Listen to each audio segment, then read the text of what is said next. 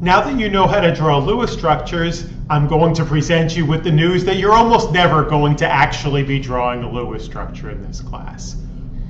That may be good news or bad news depending on your perspective, but most people consider that to be good news. Because Lewis structures, if you had to draw one for every molecule, it would simply take you too long. It is too cumbersome to be able to draw these structures. And as structures get bigger and bigger, the information that you actually want to get out of them would get lost. So as a result, organic chemists have developed several shorthands that are more commonly used for drawing structures than the full-blown Lewis structure. The first of these that I want to introduce you to is what's called the dash structural formula. And this is not a big change. It's simply the Lewis structure without the lone pairs. And those lone pairs usually are only going to show up on oxygens and nitrogens anyway. So here is the structure of a molecule called diethyl ether. Has 4 carbons, 10 hydrogens, and an oxygen. And that's its dash structural formula without the lone pairs on the oxygen.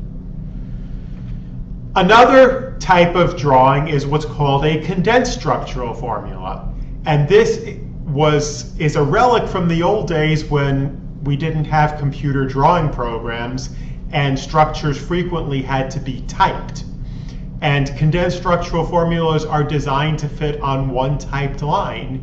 And in fact, I have the same structure drawn in a condensed structural formula, just using the keyboard, not using a drawing program, such that it fits on one line. You get all the same information. CH3, CH2, O, CH2, CH3. However, organic chemists don't use condensed structural formulas that often because for molecules of any level of complexity, it is difficult to be able to actually put all the information you need onto one typed line. So the convention that's by far the most commonly used are what we call bond line formulas.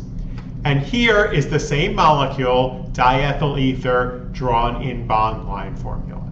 You will see structures like this again and again and again throughout this course. So what are the rules for making a bond line formula drawing? Well, the most important rule is that none of the carbon atoms are drawn out explicitly. That may seem odd to you since this is an organic chemistry course, which is all about carbon. But the fact that it's an organic chemistry course means that there is so much carbon in there that if we could take out all of the C's for carbon, we can simplify the structures considerably. So only the bonds are drawn between carbons, but you must assume that there is a carbon atom at the junction of any 2 bonds. Okay, so this is a carbon atom, and this is a carbon atom. And then there's also a carbon atom at the end of every chain. Okay, so those are the 2 ends of the chain. And then hydrogens are only drawn out when they are attached to a heteroatom. A heteroatom is any element that is not carbon. So if you have a hydrogen bound to nitrogen, oxygen, sulfur, etc., you are going to want to draw those out. But otherwise, you just assume that a carbon has enough hydrogens attached so that it forms 4 bonds as is required for it. Okay, so the left-hand carbon, we're going to assume it has 3 hydrogens, and then the carbon next to it here, we're going to assume has 2 hydrogens. So bond line drawings have the advantages of being quickest to draw and most convenient to look at. And these advantages are most pronounced for cyclic molecules. So consider, for example, the molecule with molecular formula C5H10 in a ring. If we were to draw this out using traditional dashed structural formulas, here's what we would have to do. We would have to draw out the 5 carbons in a ring, and then on each of those carbons, we would have to add 2 hydrogens